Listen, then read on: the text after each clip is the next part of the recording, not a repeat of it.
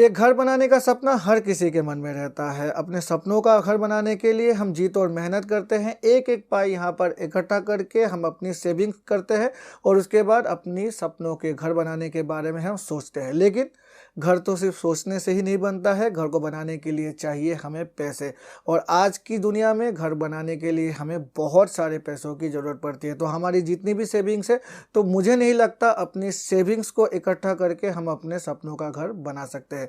तो अपने घर बनाने के लिए हमें बहुत सारे बैंक या फिर financial institution home loans provide करती है और इसी होम लोन को अवेल करके और अपनी जो सेविंग्स है उसे मिलाकर हम अपने सपनों के घर को बना सकते हैं।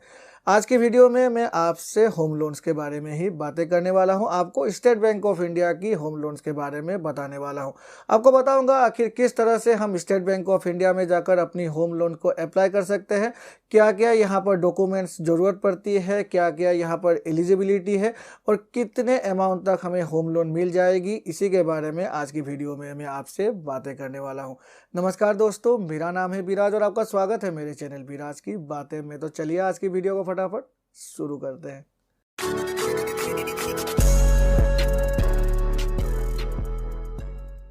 एसबीआई में हमें बहुत तरह की होम लोन्स मिल जाती है। वन बाय वन चलिए जान लेते हैं आखिर कौन कौन सी ऐसी कॉमन होम लोन्स है जो हमें मिलती है स्टेट बैंक ऑफ इंडिया में। सबसे पहले एसबीआई रेगुलर होम लोन, मतलब एक कॉमन होम लोन जो state bank of India her customers को प्रोवाइड करती है अकॉर्डिंग टू एलिजिबिलिटी। दूसरी है एसबीआई फ्लेक्सी पे होम लोन। यहाँ पर मैक्सिमम एज है अप्लाई करने की 45 ईयर्स और रीपेमेंट करने की 70 साल। तो फिर तीसरी लोन है एसबीआई प्रिविलेज होम लोन जो सिर्फ स्टेट गवर्नमेंट और सेंट्रल गवर्नमेंट एम्प्लॉयज़ के लिए है। यहाँ पर पब्लिक सेक्टर बैंक्स और पब्लिक सेक्टर अंडरटेकिंग्स को भी लिया गया है। और पेंशनेबल सर्विस, जिनके पास पेंशनेबल सर्विस है, सिर्फ उन्हीं व्यक्तियों को एसबीआई प्रिविलेज होम लोन दिया जाता है। फिर चौथी है एसबीआई शौर्य होम लोन। ये सिर्फ और सिर्फ डिफेंस सेक्टर के लोगों को ही दिया जाता है, चाहे वो आर्मी हो चाहे वो किसी भी डिफेंस सेक्टर के हो, तो उनको एसबीआई शौर्य होम लोन दिया जाता है। फिर यहाँ पर पांचवी आ जाती है SBI home loans to non salaried different offerings. इसका मतलब ये हुआ, ये एक ऐसी होम लोन है जो दिया जाता है पार्टनरशिप फर्म के किसी भी पार्टनर को या फिर प्रोप्राइटरशिप फर्म के या फिर किसी भी कंपनी के डायरेक्टर को जिनकी एग्जिस्टेंस मिनिमम 3 सालों की यहाँ पर हो चुकी है और जो यहाँ पर नेट प्रॉफिट है लास्ट 2 फाइनेंशियल ईयर की, तो वो जो क्रेडिट रेटिंग की जो फैसिलिटीज़ है उनको यहाँ पर अगर वो फुलफिल करते हैं तो सिर्फ उन्हीं को ये लोन दिया जाता है। और जो लास्ट लोन है वो है एसबीआई ट्राइबल प्लस। यहाँ पर सिर्फ जो मिनिमम एज रखी गई है लोन लेने की वो है 21 साल और मैक्सिमम एज है 60 ईयर्स। यहाँ पर जो लोन की टेन्योर है वो है 15 सालों की और ये सिर्फ उसी जगह पे दिया जाता है जहाँ पर ट्राइबल बेल्ट हो। तो देखा ना आपने, स्टेट बैंक ऑफ इंडिया अपने कस्टमर्स को बहुत तरह की होम लोन्स प्रोवाइड करती है अकॉर्डिंग टू एलिजिबिलिटी। अगर ट्राइबल बेल्स की बातें करें तो ट्राइबल प्लस है। अगर हम स्टेट गवर्नमेंट और सेंट्रल गवर्नमेंट की बातें करें तो उनके लिए भी एक एक्सक्लूसिव होम लोन फैसिलिटी है। अगर हम डिफेंस सेक्टर की बातें करें तो उनके लिए भी एक एक्सक्लूसिव होम लोन फैसिलिटी है एसबीआई शौर्य। और अगर हम किसी भी पार्टनरशिप फर्म के पार्टनर की बातें करें या फिर डायरेक्टर की बातें करें जिनकी कोई भी अर्निंग मतलब सैलरीड अर्निंग नहीं है, तो उनके लिए भी एक होम लोन है। लेकिन इन सभी के बीच में एसबीआई की जो रेगुलर होम लोन है वो काफ़ी कॉमन है और काफ़ी पॉपुलर भी है। और आज की वीडियो में मैं जो एलिजिबिलिटी है एसबीआई रेगुलर होम लोन के बारे में ही आपको बताने वाला, क्योंकि अगर एसबीआई रेगुलर होम लोन के बारे में आपको इन्फॉर्मेशन मिल जाएगी तो आप किसी भी होम लोन को अवेल कर सकते हैं स्टेट बैंक ऑफ इंडिया में जाकर। अब बातें कर लेते हैं एसबीआई रेगुलर होम लोन की एलिजिबिलिटी के बारे में। यहाँ पर अगर एलिजिबिलिटी की बातें करें तो कुछ फैक्टर है जिनको हमको ध्यान में रखना है। जो यहाँ पर एज रखी गई है वो मिनिमम रखी गई है 18 साल लोन को अप्लाई करने की और मैक्सिमम एज रखी गई है 70 साल, मतलब 18 साल से लेकर 70 साल के बीच के व्यक्ति एसबीआई में जाकर रेगुलर होम लोन को अप्लाई कर सकते हैं। जो दूसरी फैक्टर है हमको ध्यान में रखना है वो है यहाँ पर रीपेमेंट पीरियड की। यहाँ पर जो रीपेमेंट पीरियड है, मैक्सिमम रीपेमेंट पीरियड है रेगुलर होम लोन को रीपे करने की वो है 30 साल यानी कि 360 मंथ, मतलब 30 सालों के लिए हम रेगुलर होम लोन को ले सकते हैं और 30 सालों के अंदर हम अपनी जो ये होम लोन है उसे यहाँ पर रीपे कर सकते हैं। जो तीसरी फैक्टर है जो हमें ध्यान में रखनी है वो रखनी है यहाँ पर क्रेडिट स्कोर की। यहाँ पर जो एसबीआई की क्रेडिट स्कोर है जो होम लोन देने की, उसको यहाँ पर भाग किया गया है 3 भागों में।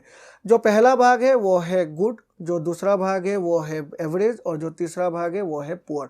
और अगर हम गुड की बातें करें तो गुड है 750 से ऊपर की रेशियो, मतलब अगर हमारी सिविल स्कोर 750 से ऊपर है मतलब हमारी जो भी क्रेडिट रेटिंग है वो गुड है होम लोन लेने के लिए। अगर हमारी क्रेडिट रेटिंग 600 से लेकर 749 तक है, इसका मतलब ये हुआ हमारी जो भी क्रेडिट रेटिंग है वो है यहाँ पर एवरेज।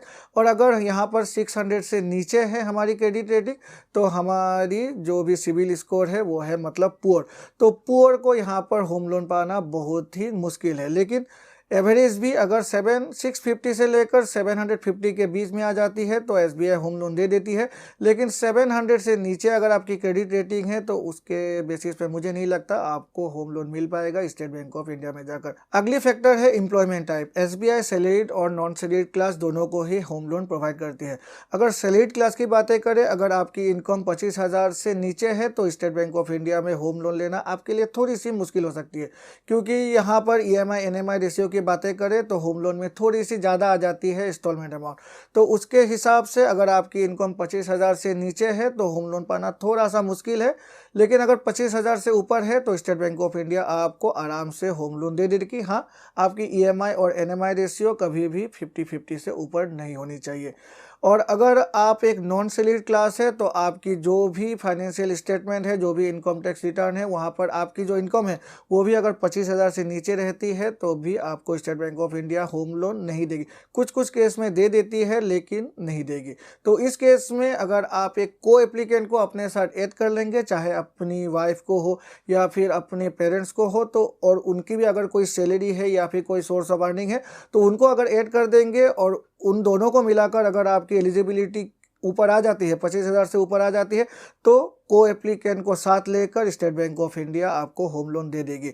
तो ये बात आपको ध्यान में रखनी है। अगर आपकी इनकम एलिजिबिलिटी को मैच नहीं करती है तो आप अपने साथ आपके परिवार की जो भी दूसरे अर्निंग पार्टनर है उसे भी ऐड कर लीजिएगा एज ए को एप्लीकेंट। तो उसके बेसिस पर आपको होम लोन दे देगी स्टेट बैंक ऑफ इंडिया। लेकिन 25,000 रुपये मिनिमम आपको यहाँ पर मेंटेन करना ही है। हाँ, ईएमआई एनएमआई जैसे कि मैंने आपको कहा 50 to 50% होनी ही पड़ेगी।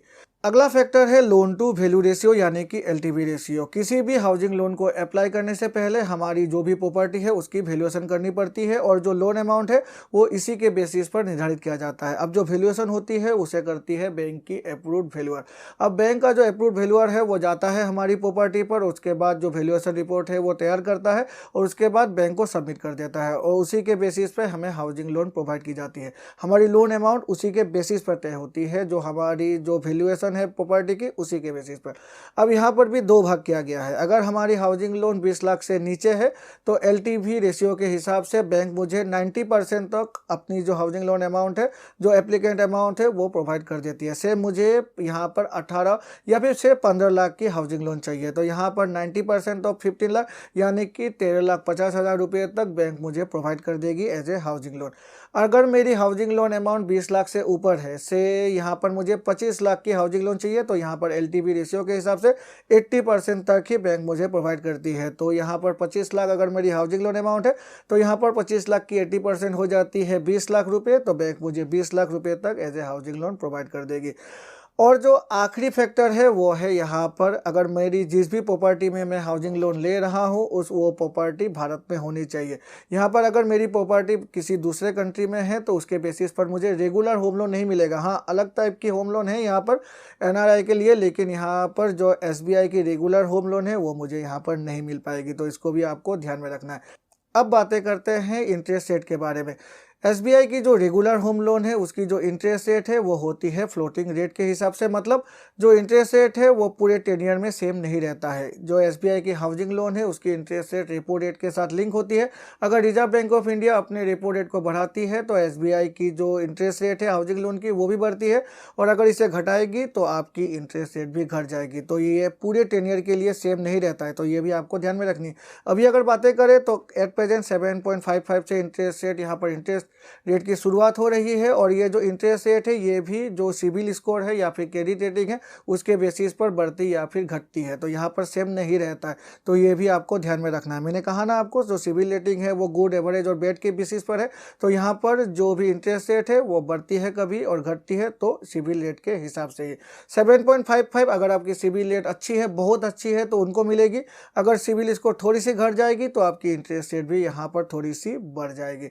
और अगर आप एक महिला अगर एप्लीकेंट है तो आपको इंटरेस्ट रेट पे 0.5 बेसिस पॉइंट की यहाँ पर रिहाई मिल जाएगी। तो मतलब 7.55 की अगर हम बातें करें तो यहाँ पर 7.50 तक आपको यहाँ पर इंटरेस्ट रेट मिल जाएगी। 0.05 बेसिस पॉइंट की यहाँ पर आपको रिहाई मिल जाती है।